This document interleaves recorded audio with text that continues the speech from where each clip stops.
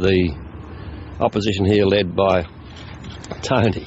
Tony, as I've said, I don't mind Tony personally. I think he's not a bad bloke, but as I said during the campaign, he's as mad as a cut snake. And he is on this issue. I mean, totally irresponsible.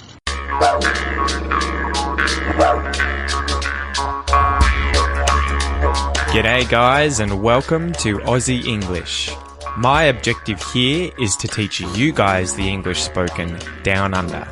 So whether you want to speak like a fair income Aussie, or you just want to understand what the flippin' hell we're on about when we're having a yarn, you've come to the right place. So sit back, grab a cuppa and enjoy Aussie English.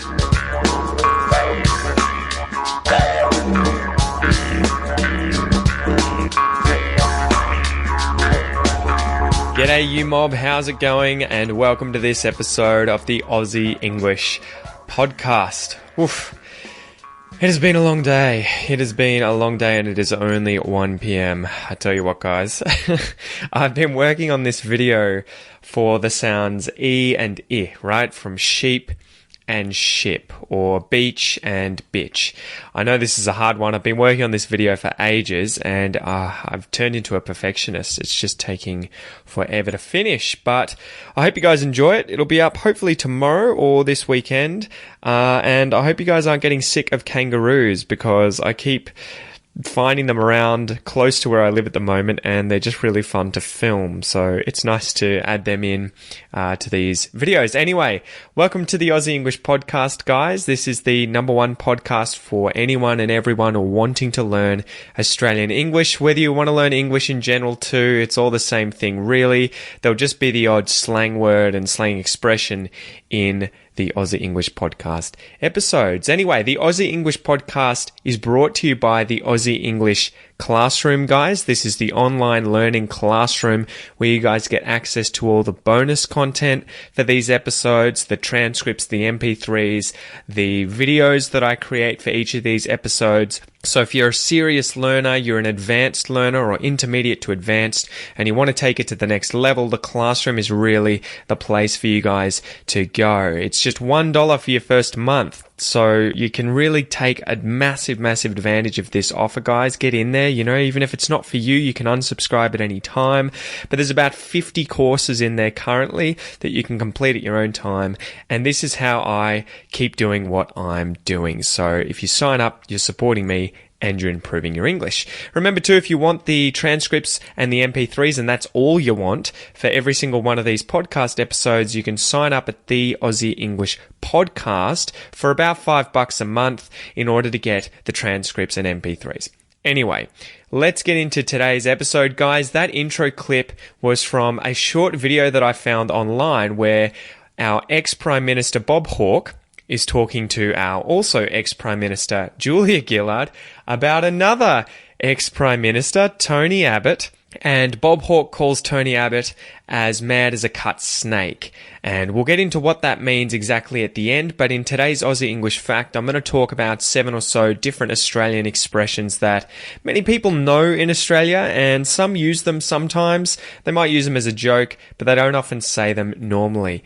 Anyway, the Aussie joke for today, guys. The Aussie joke for today. All right. So, a bear walks into a bar and says, "Give me a scotch and Coke."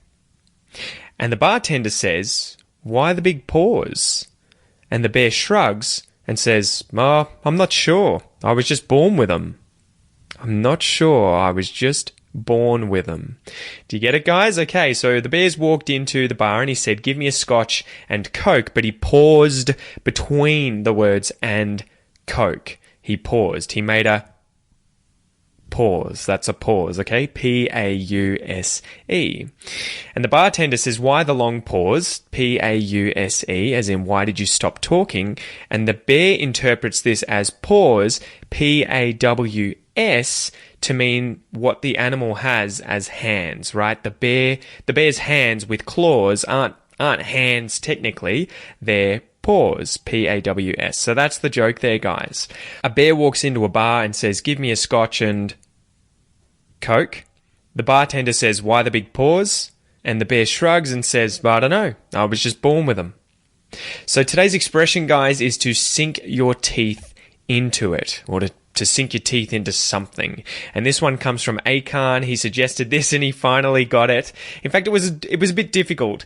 Fatima had actually won this one, okay? So props to you, Fatima. You did win this one with a head like a dropped pie, which we'll get into at the end if I remember correctly. But that one isn't very commonly used and it's a bit mean. It means that someone's ugly. So I thought I can't really devote an entire episode to a rare expression that's not used very often and is just calling someone ugly, even though it was funny, okay? So I thought, all right, Akan, he came second. To sink your teeth into something, that's a good one. I've used that and I use that all the time. But to have a head like a dropped pie, I'll mention at the end and talk about some other similar expressions. All right, to sink your teeth into it, or to sink your teeth into something. Let's go through the definitions of the words in this expression. So to sink is to go down below the surface of something, especially a liquid. So to become submerged. If you sink into something, that is to go down into something, okay? So for instance, a boat might sink. And if it sinks, it's sinking into the ocean. And for example, if you're on the beach and you walk to the water, your feet might sink. And if you want to talk about what they're sinking into, you could say they're sinking into the sand. They're sinking into the sand. So to go below the surface of something. Your, I'm sure you'll know your, it's the possessive pronoun for you, indicating that something belongs to you, your dog, your friend, your food, your Australian English podcast, your.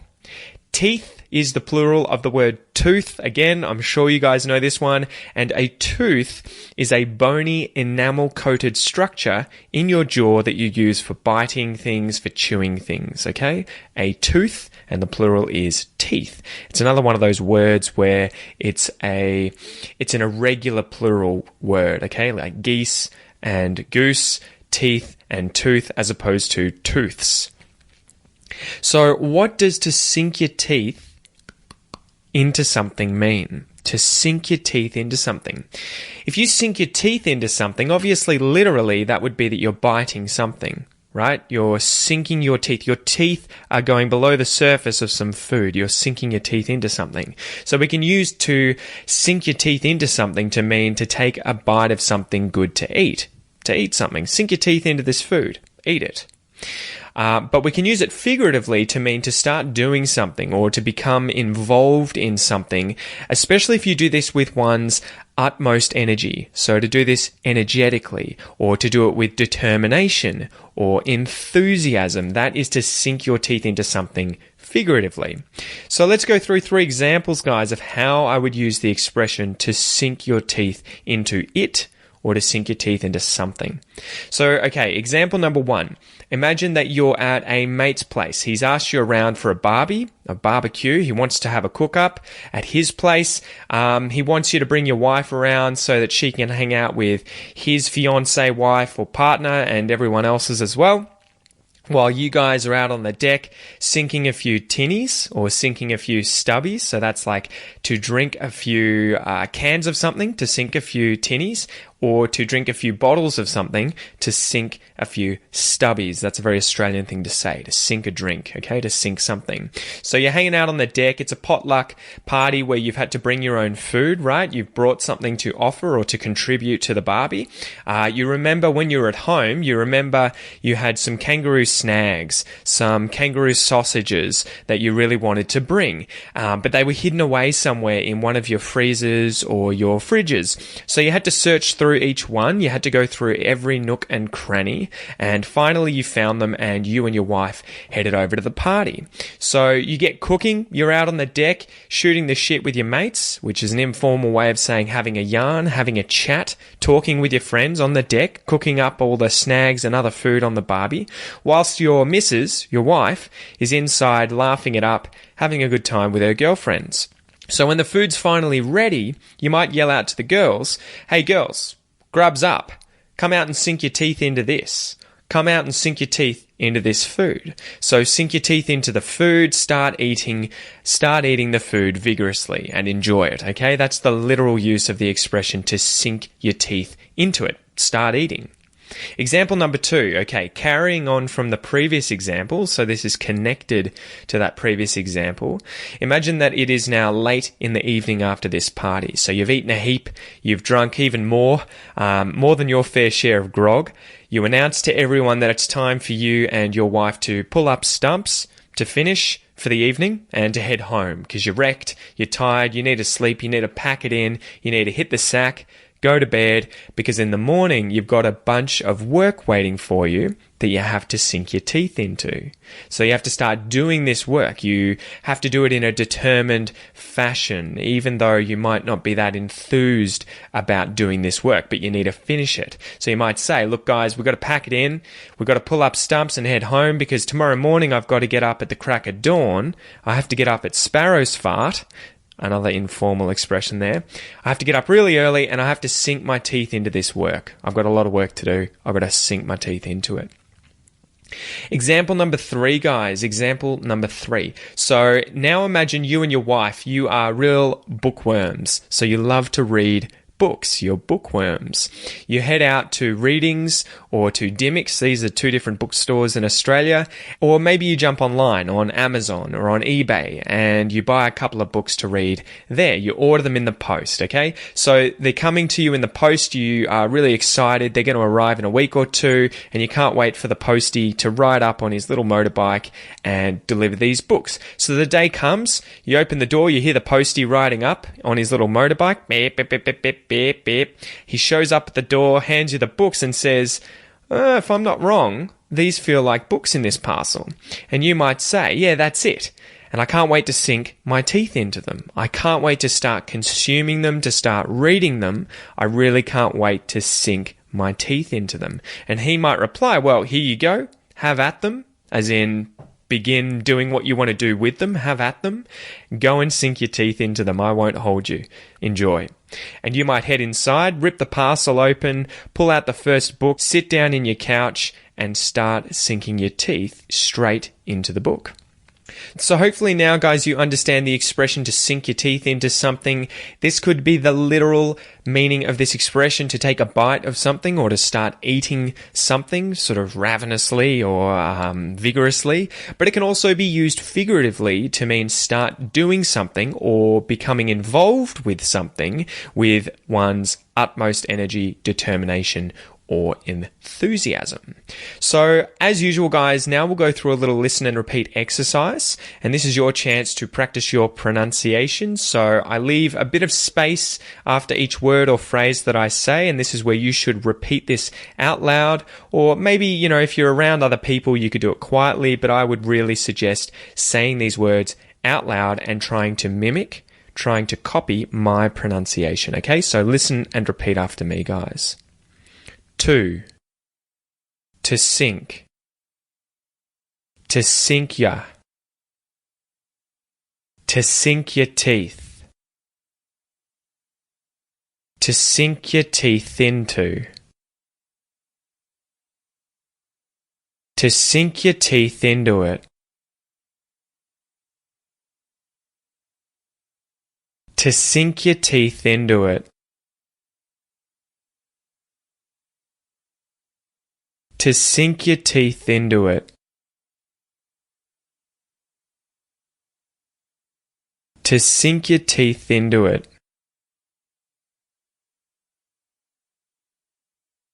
To sink your teeth into it.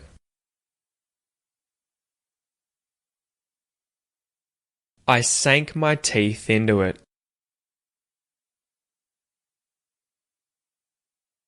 You sank your teeth into it. He sank his teeth into it. She sank her teeth into it. We sank our teeth into it. They sank their teeth into it.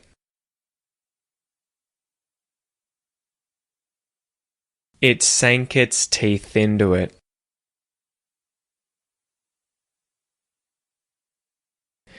Good job, guys. Good job. Remember, if you would like to work on your pronunciation, definitely sign up to the Aussie English Classroom and go through the pronunciation course specifically designed in there to help you reduce your accent and sound more like an Australian. And I'm adding videos to that course at the moment for all of the word pairs that I say, the minimal pairs. So sort of like ship and sheep, bitch and beach, like the video that's about to come out. And there are also tongue twisters that I've put in there. So sentences with loads of these complicated words that have pronunciations very similar to one another that are difficult for a lot of ESL learners to pronounce. So if you'd like to improve your pronunciation, get in there and give it a go. Anyway, today's Aussie fact, guys. So today's Aussie fact is just going to be talking about 7 different stereotypical Aussie expressions that I sort of found online or I knew myself. So I want to show you a bit of Australian humour, our sense of humour, our love for a bit of vulgarity and informal language when we're hanging out with mates and talking with friends. But I do want to warn you that these are informal and some are potentially rude. So it's good that you learn these because it gives you a sense of our history, our culture, what we're like as a people, but it also shows you how we use the language and when and where we would use this language. Okay, so just take that as a warning. Don't use this in formal situations if you're in a job interview or something. But if you're hanging out with mates, having a drink, having a good time, you could probably use these and people will enjoy it. They'll have a bit of a laugh. Okay, so it's a good way of learning a bit more Australian culture. Anyway, the first one here was from Fatima. This was the one that she suggested in the Aussie English Facebook group, and it was a face like a dropped pie. A face like a dropped pie. So you can imagine that if you have a meat pie in your hand, you know, you're at the footy or something and you're holding a meat pie, if you drop the pie, it tends to not look very appealing afterwards. And that would be the idea here, that if someone has a face like a dropped pie, they're very unattractive, they're very ugly. It's a very colourful way of describing someone as being unattractive, to have a face like a dropped pie. Obviously, if you were to say this to someone directly, they're going to be upset. They're going to be offended. But if you're being silly, you're joking around, maybe you've got a real blokey mate who's your friend and you're like, yeah, he's a bit of an odd looker. He's got a face like a dropped pie. That would be a situation where you might be able to use this. Now, this one made me remember number 2 here, a face like a smashed crab. So this is sort of the same thing. Someone who's unattractive, who has an unattractive face. If they have a face like a smashed crab, that would be like the crustacean, a crab, the thing with claws and I think 10 legs that lives in the ocean.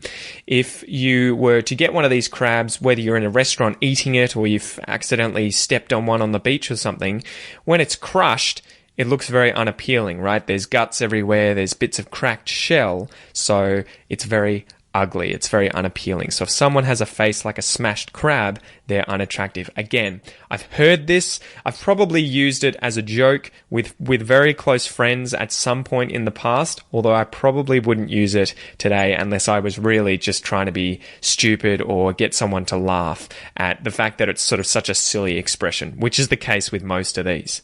All right, number 3. Number 3 is the one that you heard in the intro, guys. As mad as a cut snake. As mad as a cut snake. This means incredibly angry. To be incredibly angry or upset. It could also mean as mad as a cut snake, as crazy as a cut snake. So if someone's crazy, insane, mad, you might use this too.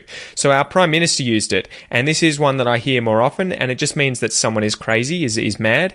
And you would imagine that if you cut a snake, you know, if you found a snake on the road, drove over it, and you accidentally cut its tail off, it would become incredibly enraged, incredibly angry, and it would be mad, okay? As mad as a cut snake. Number 4 here, as flash as a rat with a gold tooth. As flash as a rat with a gold tooth. I must admit, I've never said this, though I have heard it. As flash as a rat with a gold tooth. So you can imagine here a rat, you know, a rodent, with a gold tooth, which is something we would associate with someone poor trying to appear rich, right? Or trying to be flashy, like I have money. And so we can use this flash as a rat with a gold tooth to talk about someone who doesn't usually get dressed up or is not the kind of person who looks good in a suit or in a very nice dress. And so if they've tried really hard to dress up, which is probably what I would look like in a suit, to be honest, they've tried to wear some clothing that's very expensive to make them look good, although they don't look like they are the kind of person who should be wearing that. They are as flash as a rat with a gold tooth. So they are the rat, and the gold tooth is the dress or the suit that they're wearing. Number 5, to run around like a headless chook. To run around like a headless chook. Now, this is one I hear from time to time, and I think a lot of the time it'll be women that use these. Generally, people's mothers, and they'll say it to kids. If kids are going crazy, if they're running around like nuts, they might say they're running around like a headless chook. So you can imagine when you chop the head off a chook, although, not many of us do that now, but if you were on a farm and you behead a chook, you cut its head off, it flaps around. The body moves around quite a lot for a while, okay? So it runs around without its head. It runs around like a headless chook. And so it can mean to be very busy doing a lot of things, but it's also in a way that's not very effective. And in general, it could be that you're just running around like crazy, a kid who's drunk too much red cordial or eaten too many lollies. Number 6 here, and I've done this before, to be up shit creek without a paddle. To be up shit creek without a paddle. This means to be in a lot of trouble. If you are obviously in a creek, which is like a very small river, and instead of water, it's shit, which is a rude word for poo, you're obviously in trouble. And if you don't have a paddle, you can't maneuver the canoe that you're in, you're obviously in even more trouble. So up shit creek without a paddle is to be in trouble. Again, very informal, but I would use this with mates. If I was saying, yeah, that guy's in trouble, man, he's up shit creek without a paddle. The very last one here, guys, before we finish up, is to go off like a frog in a sock.